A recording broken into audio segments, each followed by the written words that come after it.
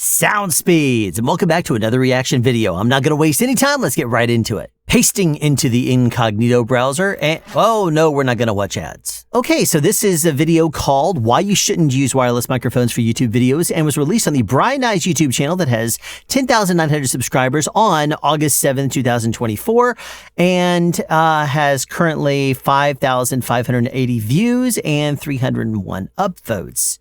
Well, that's cool. I've never heard of this guy's channel, so let's see what kind of content Homeboy is releasing. Let's check it out. Today, let's talk about why you might not want to use wireless microphones to make your YouTube videos. Okay, I'm going to stop right here because I'm going to go out on a limb here and say he's going to fall into one of two categories. If he's talking about using wireless microphones on YouTube videos, chances are it's going to fall into one of these two categories. Number one, it's going to be that you don't need to use wireless because you can simply record whatever it is directly on your person.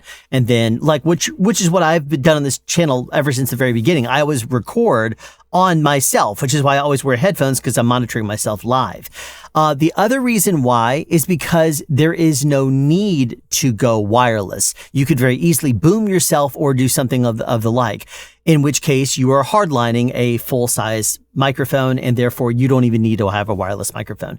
So either he is talking about recording on yourself or he's going to be talking about using some sort of a boom and not even need a wireless microphone or a lav in general. So let's see if I'm even right in this speculation. Okay, I have used a lot of microphones in my career as a creator. Everything from shotgun mics to wireless mics to overhead boom mics to lav mics, which I'm using today. Okay. All right. Well, you know what? I'm not going to speculate. All sorts. And they all have their place. But I also would like to point out that wireless mics, as much as they offer a lot of convenience, may not always be the best choice. That is correct. I have used booms quite often on this channel, and quite often I also boom myself. So anytime I'm doing my reviews out in the field where I have some sort of a boom, I will boom myself. There has been times I've held a microphone next to me and I've used that microphone. So maybe that's what he's talking about. If it were me, instead of wearing a lav right here, I'd put it up in the hat. That's just me personally. Let me explain what I mean. Today, most of our main videos, we're actually using two overhead boom mics going into our Mix Pre 3 recorder. Yeah, we have to sync it in post, but you know. I wonder if he has a co-host, because there's really no reason for him to use two boom mics at the same time on himself right there in this environment. You know what? The audio quality is just so amazing. It's worth the extra few seconds. For a boom, absolutely. Booms are awesome. Instead of a wireless system. Well, we actually did use wireless. We started out with the Rode Go, and then we switched to the DJI wireless mic system. And that's more of a lateral move. Good. Let me say that. They're both very good. I'm not trashing either of them. We don't have the... But if you're doing content creation in a studio like this, there's really no reason to use a wireless microphone itself. There are some things that I learned and some things that we found along the way as I started getting more into audio processing. Okay, so he's actually started to learn about his process, which is good. Be the best option. All right, let's go through it. If you can actually learn from someone that is teaching you through their own school of hard knocks, that's always a good thing.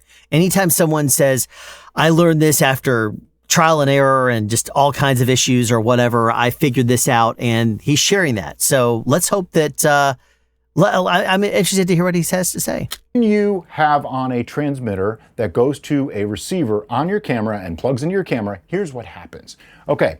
You're wearing your microphone. And please, if you're going to use a wireless mic, use a lav with it anyway, because that big block on the side of your neck. Oh, thank you. I love this. This already is starting off great. I'm so happy he actually recommends this. I hate those blocks. As you saw in my video about not wearing lav mics, I think I said at some point, wearing those big old huge honking things is really annoying to me. When you take a transmitter and literally decide to throw a microphone into that, now it's this big clunky box. And we're trying to make things simple, and I get it. You want to have simplicity, and therefore you're just going to throw this thing right on you. I get it. I understand why. It's just really, really an eyesore. It looks like crap on video. So I'm glad that he says that. just really is not a good look, okay? Let's just get that clear. Right. So you have your voice. It goes into the microphone. That goes into the system. Also, another thing is it limits where you can actually put it. You're mainly clipping it usually onto you someplace around here, which means that it's going to have the chin shadow. You know, it's not line of sight to your mouth. So usually you end up sacrificing something if you use that, because the only place it can really go is up there as opposed to clipping it someplace onto your shirt. Now, he is clipping a microphone into the same place over there. So it's underneath. If you listen to his voice, he's missing a little bit of the highs. But guess what? We don't really care because we can understand him just fine. Is stored. So it has to convert it from analog to digital. Also, it's transmitting. I said ADC. To a receiver on your camera. So it's compressing it down to go across the 2.4 gigahertz signal. Okay, hold on one second. If it goes through, it does not actually compress if it's a digital transmission, because it already converts from an analog to digital through the ADC. Once it's zeros and ones, it doesn't compress anymore. It just sends the zeros and ones. Now, technically, if it's going to compress anything, it's going to be compressing data. The data rate is going to be reduced, which is what my biggest complaint was with the original DD Connect system, is that it was sending uncompressed signal, which meant that it was just sending a very huge signal. It wasn't using a codec to compress it. So maybe that's what he's referring to, because if he's referring to the old analog days where you basically had an analog signal, that analog signal was compressed in order to get the to lower the noise floor. So you basically bring up the level by compressing everything, then it would transmit analog, then it would expand on the other side, which is the term companding. That's why it was compressing, expanding. So in the analog world, that's what would happen. It would compress the audio signal, send it, and then expand it again. Maybe he's talking about using a codec for the digital transmission to reduce the file size to make it easier to transmit. Maybe that's what he's referring to. Then once it gets to the receiver converts it back to an analog signal to go into the microphone input of your camera. Usually, yes. Converted again to a digital signal and baked into your video file, which is usually compressed. Because if you're using a codec that is a non-compressed format, you're probably not using a $300 wireless mic setup. Just say it. Yeah, he's right. He's right on that. It's basically anytime you do converting from analog to digital, analog to digital, there's really no point. Once it's digital, why bother? You know, if you don't have to, I always do a dual record system, which is basically where you record your video separate from your audio. Right now, it's exactly what I'm doing. On my Sound Devices Mix Pre 6 right here, I'm recording my microphone that's right here, out of frame, and I'm also recording the audio from the video that you're watching right now. Anytime I do any kind of location work, I always record separately from the video. Well, not always. Sometimes I do. Sometimes I out of laziness sake or out of simplicity's sake, because the sun's about to set or something like that, I've ended up doing something.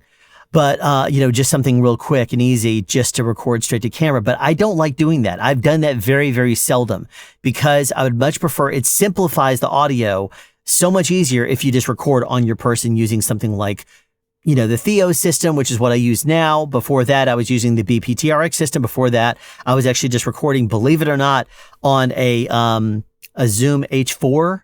And then I would just use an adapter to convert over a wireless. That way I was recording straight on that. That's the way I originally started out with this channel. If I didn't use the Mix Pre 6 and just use an adapter and go live straight into that. And then in which case I usually wear my cargo pants and it would be in a pocket right over my knee. So let's see what he has to say. What I left out of that, though, is all this amplification that gets applied to the signal along the way, which can degrade signals. It makes it louder, but it doesn't necessarily make it better. So your transmitter has one set of amplification, then your receiver has another, and then the camera has a third layer of amplification. Yeah, and I actually have a video talking about cameras and how they amplify. As a matter of fact, I didn't do it. I had a guest for this episode. As a matter of fact, check it out right there if you'd like to see it.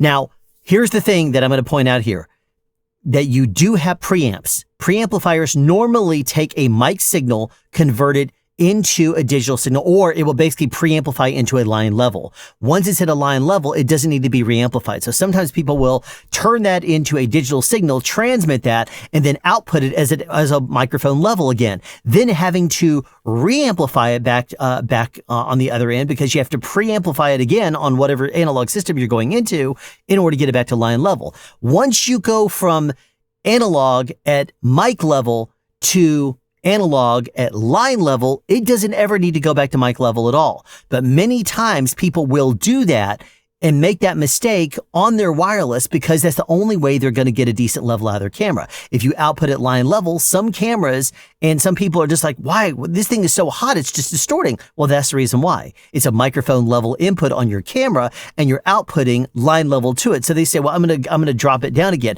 which means you're having to basically, once you convert the signal, you're having to re-amplify it up to line level again on the camera. And the preamps on cameras are not a priority. So when a camera manufacturer makes a camera, they're not thinking about the sound quality on the input. They're thinking about the quality of the picture. Therefore, you don't want to have to rely on the amplifier inside of your camera if you don't have to. Now, normally, you want to turn down the one in the camera the most you possibly can, because it's usually the crappiest preamp of all three. Okay, yes and no. There's a problem with this. Actually, you can check out that video right there, the video that I mentioned earlier. Because if you turn down your preamplifier on your camera, what you're doing is, yes, it's going to be lowering the background noise, but you're also changing your gain staging. And more importantly, you're changing the signal to noise ratio. Just like how when we test our EIN or when we test the EIN of an interface, you do it with the amplifier all the way open. So your preamps are all the way open. They're all the way up full gain. The reason you do that is because that is going to be the maximum gain that's necessary to get a good signal to noise ratio. If you start to lower that, you're going to lower your gain, but you're also going to be dropping your noise floor. But when you go back into post and amplify everything up, your amplifier, you're going to come to find out that your noise floor is higher than if you have a hotter signal and you run it in at a lower level. That is most of the time. As a matter of fact, Julian Krause did a video about this a few years ago, and you can, and what I'll do is I'll see if I can find that video. And if so, I will link it right up there for you to check it out. And the link will be at the end of this video too. But if you want to talk about signal to noise ratio, it's very simple. You got to test the preamplifier on your camera the way that I talk about in the video that I've already referenced twice in this video already, and there'll be a link at the end of this video. You have to test the preamps, because sometimes you're going to find that the noise floor is least if it's in the middle someplace as opposed to wide open or low. So you got to check your camera. Okay, just getting that out there right now. But now you have that file on a memory card. You take that memory card, you put it into your computer, you do all your processing, and then when you export it, if you didn't export it exactly right, you're going to compress that audio that much more on export. Now, I will go into a video at some point on how. Once you process it, once you process it, you don't necessarily compress it again. You can, I always do for on content creation, but you don't have to. How to export from, I use DaVinci Resolve. I do too. Compressing your audio, okay? So that's an important thing to know. But anyway, so now it's compressed.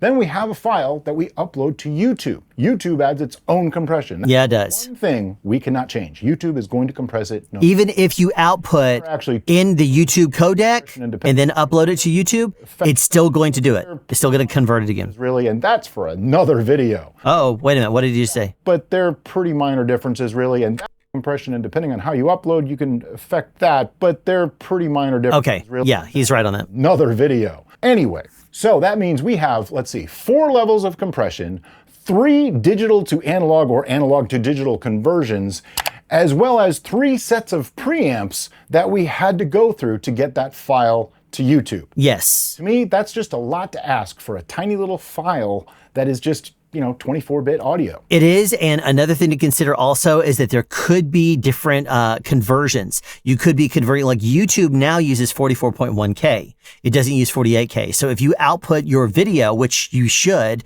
and you create your master file in 24-bit, which is what I output in DaVinci Resolve. Other softwares don't have the ability to output it 24-bit. They will output a video at 16-bit. But either way, you would output at 48K sample rate simply because it's going to be compatible with all frame rates, 24 frames per second. Actually, I have a video on sample rates right there. Check it out if you're interested. But the main point I'm making here is that sometimes if you upload it to websites like YouTube, it is going to convert it from 48K to 44.1K. So should you go ahead and pre-convert it? No, because YouTube is going to, change it to whatever they want. And in the future, who knows, they could go back to 48K. So you don't need to change everything just in case on speculation that YouTube is going to change at some point in time. Don't do that. Edit and do your audio the way you would want it to in your video, because if you're uploading to any other format, or like you release DVD, or not DVDs, but you release a digital file at some point and you just allow people to download the file through Dropbox or something like that, you'd want it to be the highest possible quality and at the very best quality. And that would be, even though the difference isn't going to be audible, you're going to want to upload it to 48K simply because that's what's standard for video. What if I told you that there's actually an easier way? I already kind of alluded to it. Okay. This makes me believe, since he talked about booms at the very beginning, he's going to be talking about using a lav straight into a recorder. Let's see if I'm right. It's an external recorder, the Mix Pre 3. Now, that's like a $900 unit, okay? It's not for everybody, and I'm not even saying everybody should have one, or you need to go. They are awesome, though. Because there's a lot of recorders out there, and they all pretty much do a really good job, okay? But most of them this day and age do. They're better than we deserve. F2, and let me pull it out of my pocket. So he is using a personal recorder. And if you look, notice how small that is. That's not much bigger than the Rode Go mic. As a matter of fact, it's funny that he has that, because right now in my hand, I happen to have the Deity PR2. No, I'm not planning on reviewing it, but yes, I am using it on a lot of videos that I do location stuff on right now. It actually is a very powerful unit, and many of these little units, like the Zoom F2, being that it's an F and not an H for field as opposed to handy, F means it's going to be better quality, and that right there is a great unit to use. Tentacle Sync Track E, I believe, is one of the first ones that hit the market that caught my radar, and right now I like the PR2 from Deity. Close in size, and this has a lav attached to it. It is a field recorder. It is just a separate recorder that sits in my pocket. It actually does 32-bit float recording. Oh, yay. I'll do a video on that as well. Just watch my video right there. Don't bother using 32-bit floating point. Okay. All right. Let me actually address this real quick. If you do content creation and you set your level on your own personal recorder, which is what you should do, if you want to record 32-bit floating point, fine, do it. But what I would recommend is set your level far lower than you think that you would need it to be. And the reason why is because digital noise floors are very, very low.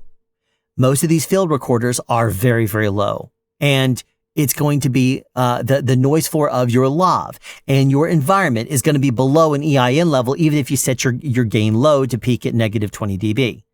Even if you set your level extremely low and give yourself all this headroom in case you get really, really loud, it's going to be fine. The camera, within the transmitter, anything, all that gets handled later with no loss in quality. That's key. With these wireless mics, you have to set all your levels just right. He's talking about 32-bit floating point, I believe. Had a little bit of trouble with it, but we did get a manageable setup. But let me explain what happens when you use a Zoom F2. Again, this goes into the microphone and into the unit. And then it records. From analog to digital. Yes. Then it is saved as a WAV file, which is essentially uncompressed audio. Okay? Correct. So there's no compression applied so far. That file is then brought right into my computer where you sync it, where you sync it to your video. It takes a few seconds to do. But it's easy. In DaVinci Resolve, it's 2 clicks. How to do that. You go click, and then go right click and go over to sync by Your WAV file. with the audio, and if you did the settings right, you're not compressing your audio yet again. Therefore, there's 0 compression applied to this audio before it goes to YouTube. Okay, now hold on one second. It depends on what he's referring to as compression. There's 2 different forms of compression. It's like file compression to make it smaller, which would be like turning a wave into some sort of a lossy format like MP3, or he's using compression like to eliminate dynamic range and to lower the dynamic range. Me personally, I always compress the crap out of my audio on my channel. That the reason, like right now, if I talk at the same time as him, you're going to be hearing my audio and his audio very, very loud. Whoever's talking is going to be extremely loud. If I speak something and say anything over him, I have ducking enabled. So ducking is going to push his voice way down like 30 decibels. That way you might barely hear him just a little bit, but you're not going to hear much of it. As a matter of fact, to give you an example, I'm going to show you right now. Therefore, there's 0 compression. See, he's talking right now. As soon as I talk, before it goes to YouTube. I jump over top of him and to push his voice down. Garbage in, garbage out. The better. As soon as I talk and then I stop, his voice comes back up. Final product is going to be. It's just simple. It makes a lot of sense. Also, I just want to point out that the Zoom F2 doesn't end up with RF interference or things like that. Absolutely right. Band is actually becoming. You still have to make sure that your lav actually sounds good. You still have to place the lav correctly, and you have to be aware of things like tugging on the capsule, because any of the things that are naturally inherent to a wireless microphone, like pulling, if you tuck in your shirt and you happen to pull on the lav and it makes a little bit of a stretch, or any kind of material that hits that's making a scratchy, or not a scratchy, but a rubbing type sound on the lav, or scratchiness. If you get it up too close and you have like 5 o'clock shadow or something like that, maybe not the women necessarily, but the guys, if you put it up really, really high, scratchy neck can very easily get onto a lav and make this really bad lav sound and make it just not usable at all. Chest hair is another thing that's a big bad issue. As a matter of fact, I have a video all about, or actually I have a course that's available for $100. If you're interested in it, I have the announcement video right there. You can buy my lav course, and I talk all about lavs, what you need to be aware of, and show multiple examples of how to do lavs, and show you some tips of the tricks of the trade that people don't talk about and people on YouTube don't know. Band, and you're in a place where there could be a lot of people or a lot of people using electronic devices, it's entirely possible you could get some RF interference, which is only going to make the quality of your audio that much lower. And if you happen to want to record in using some sort of a wireless microphone type setup, and you're near something that's causing a lot of RF, that there's a lot of RF in the air, like for example, let's just say you decided to go to a sporting event. If you do any kind of a transmission there, you will get kicked out. You might even get arrested. If you go to like a sporting event, like an NFL or whatever else, and you try to using a wireless microphone, oh no, if you're ever an ENG sound mixer and you show up there, they're going to frequency coordinate and tell you what frequency to be at. And if you're a lay person and you show up there with your own Theo system or whatever, and you're hoping to set up a wireless thing, don't even do it, because you will get shut down real quick on that. And they will find you. If they see you with a wireless microphone, you will be grabbed. You will be taken in by security, and they will not be taken kindly, because they have millions of viewers, and they're not going to allow you with your content creation microphone or whatever else to disrupt their feed. If you use a personal recorder, you might be able to get away with it. And if somebody comes over and says, "What are you doing here?" It's a recorder built into this thing. Even then, I still wouldn't chance it. If you're going to do anything like that at the Super Bowl, just use a camera. Just use a camera and the camera mic. Or if you want to, hide a lav, hide something else in there. Use the top camera, use, like he mentioned before, the Rode Video Mic Pro. Use a the Rode NTG. Use a Deity D4, something like that. Just use a microphone that's directly on the camera. I would not chance any kind of a wireless thing anywhere near a professional environment where they're trying to use, professional wireless and they're making money on it. Okay, so the advantages to the wireless system is you don't have to be connected to your camera, but same with this. This is an autonomous system. I don't have to be connected to the camera. He's right. I walk miles away and you're never going to have an issue with RF. synced up to my video later. You're not going to have RF drops. You can get in and out of the vehicle. The batteries on this, it just works off of 2 AAA batteries. Yeah, and it lasts forever. 12 hours. Yeah, it lasts forever. So you can pretty much record all day, and it works off of micro SD cards up to, I want to say, 128 gigabytes. Well, that's the Zoom, but every system is different. Hours and hours of audio. So very versatile, very like heavy use. You can just use this thing. Yeah, you put it on, you basically click record, and it syncs extremely easy. Yeah. Really? Oh, that last point he made? And it costs about half as much as a wireless transmitter. That point right there is a big one, because a lot of content creators, they're looking to do something cheap.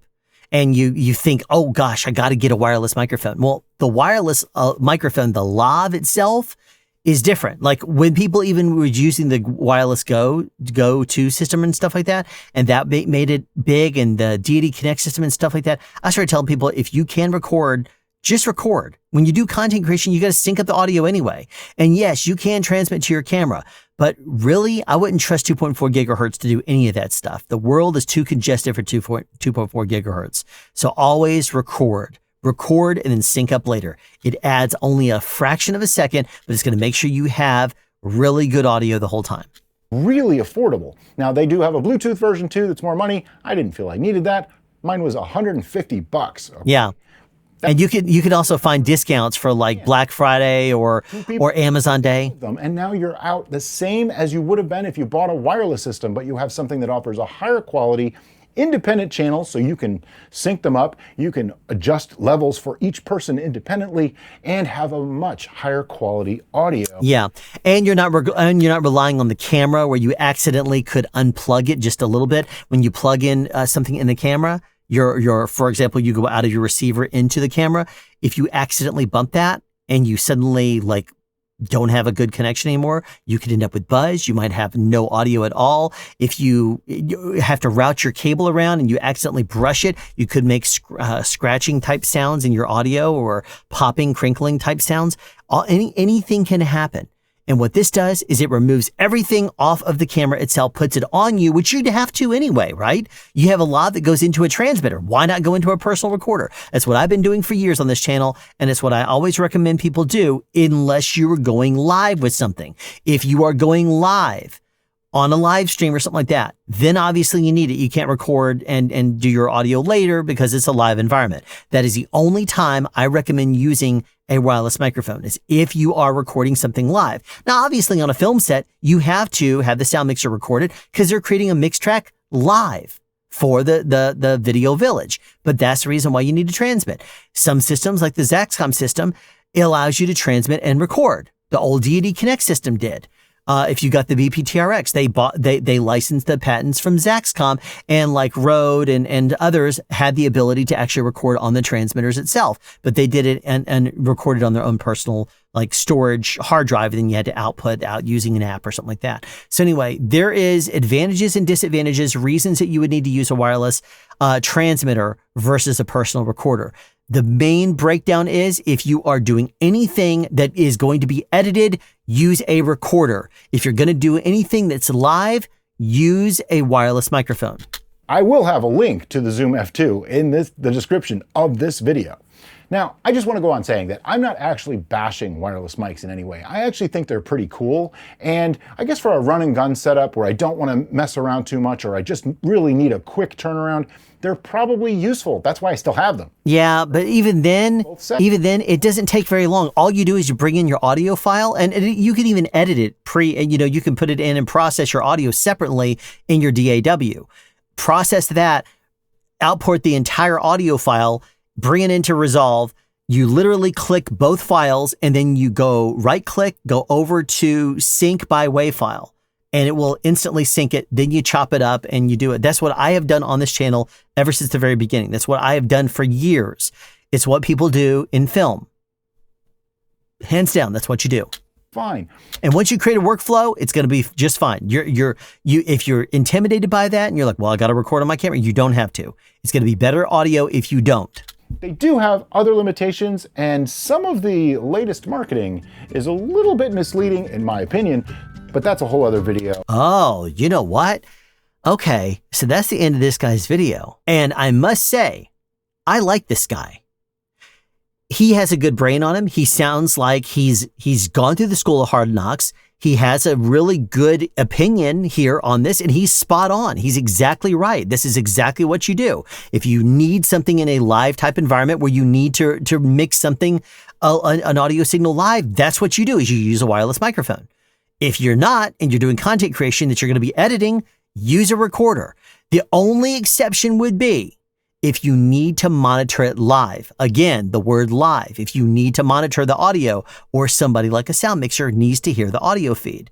But then most likely you're going to lose the ability to record that signal. So you can go out of a transmitter that has headphones into a recorder and then have two units on the side of the person. Some units do this. Some units actually have a headphone out and allow you to do exactly that.